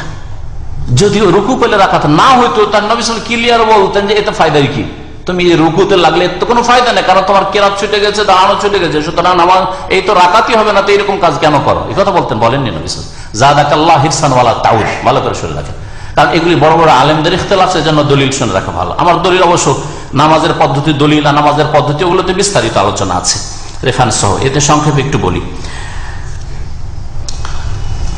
আল্লাহ পাক রুকু করতে বলেছে, ওয়ারকাউ মা'আর রাকিন, তাহলে কোরআনে কারিমে রুকুর কথা রয়েছে। 5 নম্বর রুকুন হচ্ছে রুকু থেকে উঠা, রুকু থেকে উঠে দাঁড়ানো, আল কিয়াম মিনার রুকু, এটাও রুকুন। সুতরাং রুকু থেকে উঠে কেউ যদি না দাঁড়ায়, রুকু থেকে উঠে আবার সিজদায় চলে গেল সামান্য উঠে, তাহলে সেই ব্যক্তি এই রুকুন ছেড়ে দিল, নামাজ হবে না। কারণ নবী সাল্লাল্লাহু আলাইহি ওয়াসাল্লাম হাদিস আছে, হাত্তা তা'তাদিলা কায়মান, রুকু থেকে উঠে সোজা হয়ে দাঁড়াবে। হাদিসগুলি এতে এসেছে আর আসবে, গত সপ্তাহের হাদিসটাতে এই বিষয়টা ছিল। 6 নম্বর রুকুন হচ্ছে এতেদাল, শুধু রুকু থেকে উঠা যথেষ্ট নয়, উঠে সোজা হয়ে দাঁড়াতে হবে। এতেদাল, বরাবর হয়ে সোজা হয়ে দাঁড়াতে হবে, এরকম নয়, রুকু থেকে উঠে সোজা দাঁড়াতে হবে। 7 নম্বর রুকুন হচ্ছে 7টি অঙ্গের ওপর সিজদা করা। 7টি অঙ্গ কি কি? 2 হাত 2 পা আর মাথা, আর মাথার সাথে কপাল, হ্যাঁ নাকের সাথে কপাল, জি হ্যাঁ, কপাল আর যে নাক দুটো লাগিয়ে নামাজ পড়তে হবে, এটা হচ্ছে সুন্নাত। আল জাবহাতু ওয়াল আনফ, জি। নবী সাল্লাল্লাহু আলাইহি ওয়াসাল্লাম উমিরতু আন আসজুদা আলা সাবআতি আযম, আমাকে বলা হয়েছে 7টি হাড়ির উপর সিজদা করার জন্য, 7টি হাড়ির উপর সিজদা করতে বলা হয়েছে নবী সাল্লাল্লাহু আলাইহি ওয়াসাল্লাম, সেজন্য এটা রুকুন। 8 নম্বর রুকুন হচ্ছে সিজদা থেকে উঠতে হবে এবং সোজায় উঠতে হবে, বসতে হবে। 9 নম্বর রুকুন হচ্ছে আল জালসা বাইনা সাজদাতাইন, 2 সিজদার মাঝখানে বসা। শুধু উঠে গেলে হবে না, উঠলেন আর একটু উঠেই আবার সিজদায় চলে গেলেন, আরেক সিজদায় না, উঠে সোজায় বসতে হবে, আর এটা হচ্ছে রুকুন আল জালসা বাইনা সাজদাতাইন। 10 নম্বর রুকুন হচ্ছে যতগুলি নামাজের মধ্যে রুকুন আছে ফরজ, সেগুলিতে প্রশান্তি করা, ইতমিনানের সাথে, ধীর স্থিরতার সাথে আদায় করা, তাড়াহুড়া না করা, জলদি না করা। নবী সাল্লাল্লাহু আলাইহি ওয়াসাল্লামের হাদিস গত সপ্তাহে যেটা, হাত্তা তাতমাইন্না জালিসান হাত্তা তাতমাইন্না রাকিয়ান, ইতমিনানের সাথে করো, ইতমিনানের সাথে করো, এই তাতমাইন্না শব্দ ব্যবহার হয়েছে। 11 নম্বর রুকুন হচ্ছে নামাজের শেষ তাশাহুদ, যেই নামাজে 2 তাশাহুদ আছে, শেষ তাশাহুদ, মাগরিবের শেষ তাশাহুদ, এশার শেষ তাশাহুদ, ফজরের শেষ, সব নামাজের শেষ তাশাহুদ, এটা হচ্ছে রুকুন। তাশাহুদ না পড়ে কেউ যদি নামাজ শেষ করে নেয় তার নামাজ হবে না। হানাফি মাযহাবের ফতোয়া, তাশাহুদ তাদের কাছে ফরজ, রুকুন নাই। তাশাহুদ তাদের কাছে ওয়াজিব, ছুটলে নামাজ হয়ে যাবে। তাই তাদের কাছে কি তাশাহুদের সমান বসলেই হবে, মেকদার জুলুস মেকদার তাশাহুদ, তাশাহুদের সমান বসে যদি জিকির আজকারও করে, সুবহানাল্লাহ আলহামদুলিল্লাহ করে, তবু তাদের কাছে নামাজ হয়ে যাবে। 13 নম্বর রুকন হচ্ছে 12 নম্বর না, 12 নম্বর রুকন হচ্ছে তাশাহুদের জন্য বসা। একটা হচ্ছে তাশাহুদের বৈঠক, আর একটা হচ্ছে তাশাহুদ পড়া, দুটো। হ্যাঁ, 11 নম্বর যেটা বললাম সেটা হচ্ছে তাশাহুদ পড়া, আত্তাহিয়াত পড়া। আত্তাহিয়াত পড়া ওয়াজিব নয়, ওরা বলছে যে আত্তাহিয়াত পড়তে হবে না একটা। আর আরেকটা হচ্ছে তাশাহুদের জন্য বসা। সুতরাং তাশাহুদের জন্য না বসে কেউ যদি দাঁড়িয়ে তাশাহুদ পড়ে, বসা এই জন্য রুকন, যে দাঁড়িয়ে যদি কেউ তাশাহুদ পড়ে নামাজ হবে না। 13 নম্বর রুকন হচ্ছে নবী সাল্লাল্লাহু আলাইহি সাল্লামের উপর সালাত পেশ করা। এই মাসলা ইখতিলাফ আছে, একদল উলামারা এটাকে ওয়াজিব বলেছেন বা সুন্নাত বলেছেন, সেটাকে রুকন বলেননি। আরেক দল বলছেন এটা হচ্ছে রুকন, কারণ নবী সাল্লাল্লাহু আলাইহি সাল্লাম তার সাহাবায়ে কেরাম কখনো এই দুরুদে ইব্রাহিমী ছাড়েননি নামাজে, সব সময় এর আমল করেছেন। এবং আল্লাহ পাক কোরআনে হুকুম করেছেন, আর কোরআনের হুকুমের বাস্তবায়ন নামাজের মধ্যে করতে হবে, কারণ সাহাবীরা সকলেই করেছেন। কখনো বিনা আত্তাহিয়াত আর বিনা দুরুদে নবী সাল্লাল্লাহু আলাইহি ওয়াসাল্লাম সাহাবারা নামাজ পড়েননি। ইন্নাল্লাহা ওয়া মালাইকাতাহু ইউসাল্লুনা আলান নবী ইয়া আইয়ুহাল্লাযীনা আমানু সাল্লু আলাইহি ওয়া সাল্লিমু তাসলিমা। তোমরা সালাত পেশ করো এবং সালাম পেশ করো। সালাম পেশ করলেন আত্তাহিয়াতে, আসসালামু আলাইকা আইয়ুহান নবী ওয়া রাহমাতুল্লাহি ওয়া বারাকাতুহু, আর আল্লাহুম্মা সাল্লি আলা মুহাম্মাদ আল্লাহুম্মা বারিক আলা মুহাম্মাদ ইন্নাকা হামিদুম মাজিদ পর্যন্ত। এটা হচ্ছে আপনার সালাত, এই সালাতও রুকন। 14 নম্বর রুকন হচ্ছে সালাম ফেরা। সালাম ফেরা একদল উলামায়ে কেরামের নিকটে 2 দিকে সালাম ফেরাই হচ্ছে রুকন। সুতরাং একদিকে কেউ সালাম ফিরে থেকে গেলে হবে না। আর একদল বলছেন যে একদিকে সালাম ফেরা রুকন ফরজ, আর বাকি দ্বিতীয় দিকে সালাম ফেরা হচ্ছে সুন্নাত। একদিকে সালাম ফিরলেই হয়ে যাবে, তাদের কাছে মাসলা ইখতিলাফ রয়েছে। কিন্তু সহি হচ্ছে যে নামাজে, ফরজ নামাজে 2 দিকে সালাম ফেরাই ফরজ। ফরজ নামাজে বা নামাজে জানাজার নামাজ ছাড়া, জানাজার নামাজে একদিকে সালাম ফেরাই যথেষ্ট। আর এই নামাজে 2 দিকে সালাম ফিরা, এটা হচ্ছে শেষ রুকন। যদি রুকন ছুটে যায় আর সেটা আদায় করা সম্ভব নয়, আর সেটা পুরো নামাজের রুকন, যেমন তাকবীরে তাহরিমা, তাকবীরে তাহরিমা ছুটে গেছে, তাকবীরে তাহরিমা পুরো নামাজে একবার, প্রথমখানে তাকবীর দেননি, আল্লাহু আকবার না বলে হাত বেঁধে নিয়েছে, নামাজ হবে? বাতিল, নামাজ হবে না। বোঝা গেছে? রুকু ছুটে গেছে, রুকু 1 রাকাতের রুকন, তো যেই রাকাতে রুকু ছুটেছে ওই রাকাতটা হয়নি। সেজদা ছুটে গেছে, যেই রাকাতে সেজদা ছুটে গেছে অথবা রুকু থেকে সোজা দাঁড়াননি, তাড়াহুড়া করেছে, ওই রাকাতটা হয়নি। এই ছিল 14টা রুকন, যেগুলি ফরজ। ইচ্ছা করে ছুটলেও নামাজ হবে না, ছাড়লে আর ভুলে গিয়ে যদি ছুটে যায় ভোলার কারণে, তাতেও নামাজ হবে না। আর বাকি 8টি হচ্ছে ওয়াজিব, নামাজের ওয়াজিব। আর ওয়াজিব গুলিও ফরজ, কিন্তু রুকুন থেকে ভিন্ন, রুকুনের মতো না। পার্থক্য কি হুকুমের দিক থেকে? যে ওয়াজিবাত গুলি যদি কোনো একটি ছুটে যায় বা একাধিক ছুটে যায়, তাহলে ছুটে যায় মানে অনিচ্ছাকৃত ছুটে যায়, ভুলে গিয়ে থাকেন, তাহলে সিজদা সহ করলে নামাজটা হয়ে যাবে, ঘাটতি পূরণ হয়ে যাবে। আর যদি ইচ্ছা করে ছাড়েন তাহলে রুকুনের মতো, রুকুনের সাদৃশ্যতা রয়েছে, তাহলে নামাজ হবে না। যেমন তাকবীরে তাহরিমা ছাড়া বাকি তাকবীর গুলি, যখন রুকুতে গেলেন কি বলেন? আল্লাহু আকবার, হ্যাঁ এটা, হ্যাঁ, তারপরে সিজদায় গেলেন আল্লাহু আকবার, সিজদা থেকে উঠলেন আল্লাহু আকবার, তাই না? এইগুলি তো এগুলিকে বলা হয় তাকবীরাতুল ইন্তেকাল, নামাজের একটা অংশ থেকে আর একটা অংশে যাওয়া, মুনতাকিল হওয়া, স্থানান্তরিত হওয়ার যে তাকবীরগুলি রয়েছে এগুলি হচ্ছে ওয়াজিব। রুকু সিজদার তাকবীর, সিজদা থেকে ওঠার তাকবীর ইত্যাদি। যদি ছুটে যায় কোন একটা তাকবীর, সিজদা সহ দেবে। দ্বিতীয় ওয়াজিব হচ্ছে সামি আল্লাহু লিমান হামিদা বলা। এটা কে বলবে? ইমাম বলবে, একাকী নামাজি বলবে, মুক্তাদি বলবে না। কারণ নবী করিম সাল্লাল্লাহু আলাইহি ওয়াসাল্লাম বলেছেন, ভালো করে শুনেন, কারণ এই ক্ষেত্রেও একদল ইখতিলাফ করেছে যে মুক্তাদিও সামি আল্লাহু লিমান হামিদা বলবে। ওই হাদিসের খেলাফ এটা, যে হাদিস আছে ইযা ক্বালা আল ইমামু সামি আল্লাহু লিমান হামিদা, যখন ইমাম বলে সামি আল্লাহু হলিমান হামিদা ফাকুলু, তখন তোমরা বলো রব্বানা লাকাল হামদ ওয়া লাকাল হামদ। তৃতীয় ওয়াজিব হচ্ছে রব্বানা ওয়া লাকাল হামদ বলা। ওয়াও দিয়ে কয়েক রকম ভাবে বলতে পারেন। এটা কে বলবে? হ্যাঁ, শুধু মুক্তাদি? ইমামও বলবে, মুক্তাদিও বলবে, আর মুনফারিদ একাকী নামাজি বলবে। নামাজি তিন রকমের, নামাজি ইমাম, হয়তো নামাজ যে পড়ছে সে ইমাম, অথবা মুক্তাদি জামাতে আছে পিছনে, আর না হলে একা একা নামাজ পড়ছে, একাকী নামাজি। তিন শ্রেণীর নামাজিকেই রব্বানা ওয়া লাকাল হামদ বলতে হবে। বলবে সামি আল্লাহু লিমান হামিদা, তারপরে নিজেই বলবে রব্বানা ওয়া লাকাল হামদ। যখন ইমাম রব্বানা ওয়া লাকাল হামদ বলবে, মুক্তাদিরা বলবে রব্বানা ওয়া লাকাল হামদ। একা নামাজ পড়েছেন সামি আল্লাহু লিমান হামিদা বলবেন, রব্বানা ওয়া লাকাল হামদ বলবেন। একা আপনার আর মুক্তাদি না, আপনি একাই নামাজ পড়েছেন, সামি আল্লাহু লিমান হামিদা, রব্বানা ওয়া লাকাল হামদ।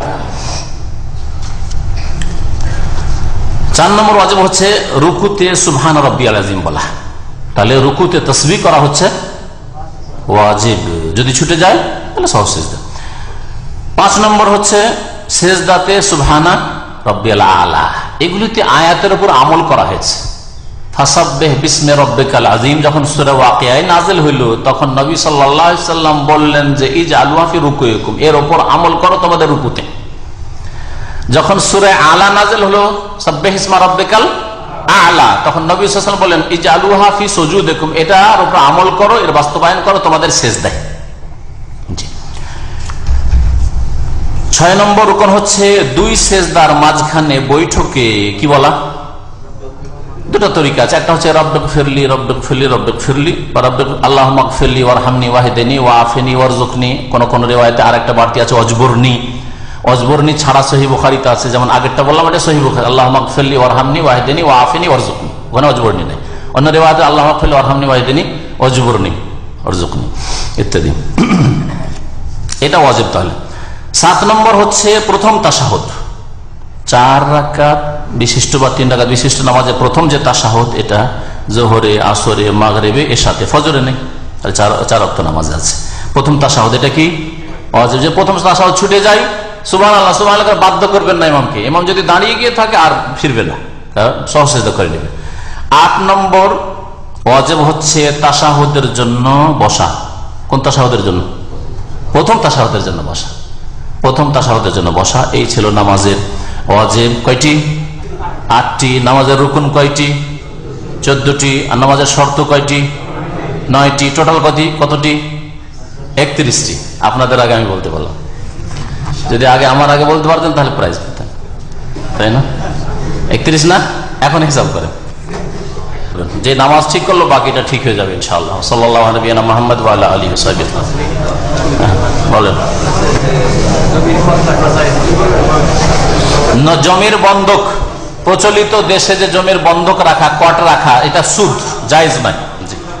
বন্ধকের বিধান আমার বক্তব্য আছে, 1-1.5 ঘন্টার শুনে নেবেন, আল্লাহর রাস্তায় হারাম আছে।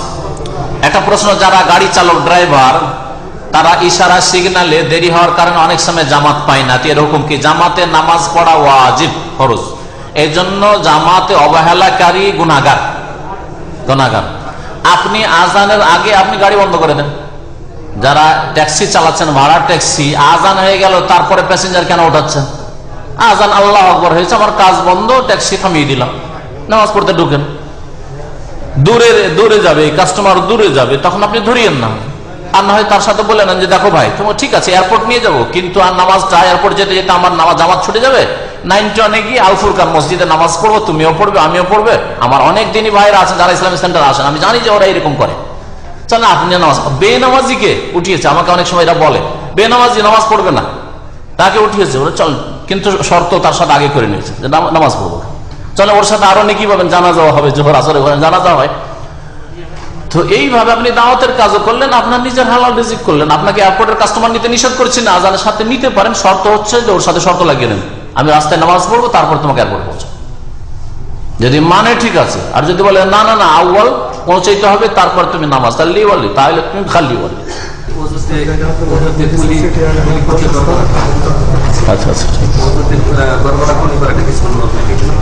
উযুতে গড়গড়া কুলি করা সুন্নত না ওয়াজিব, এই ক্ষেত্রে ইখতিলাফ আছে।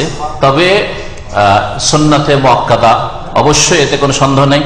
আর ইচ্ছা করে কুলি করা আর নাকে পানি দেওয়া ছাড়বেন না। অনেক ওলামারা এটাকে ওয়াজিব বলেছেন, কারণ সেটাও আল্লাহ যে চেহারা ধুইতে বলেছেন, চেহারার অন্তর্ভুক্ত মুখের ভিতরটা মুখগহ্বর আর নাকটা, সেই জন্য নাকে পানি দেওয়া, নাক পরিষ্কার করা আর কুলি করা কেউ ওয়াজিব বলেছেন, কেউ সুন্নাতে মুআক্কাদা বলেছেন। সুন্নাতে মুআক্কাদা নিশ্চিত, সেই জন্য ইচ্ছা করে ছাড়বেন না। আমাদের দেশে বেতের নামাজে কুনুতের আগে আরেকটা তাকবীর থাকে, তাকবীর এগুলো ইজতিহাদ, যে কোনো হরকতের জন্য তাকবীর দিয়েছেন, সেই জন্য নাম ওটা উল্টা তাকবীর। কোনত রুকুর পরেই পড়েন, রুকুর পরে কোনত পড়েন, তাহলে ইখতিলাফ থেকে বেরিয়ে যাবে সব। হ্যাঁ হ্যাঁ হ্যাঁ, রুকুর আগে জায়েজ আছে কোন, কাবলা রুকু বাদা রুকু দুই রকম কোন হাদিস আসছে।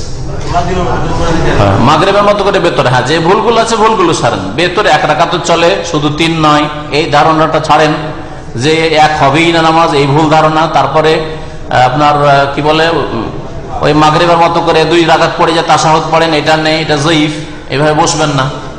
2 রাকাত পড়ে সালাম ফিরে দেন, আর না হলে বসিয়েন না, ডাইরেক্ট উঠে 3 রাকাত একসাথে।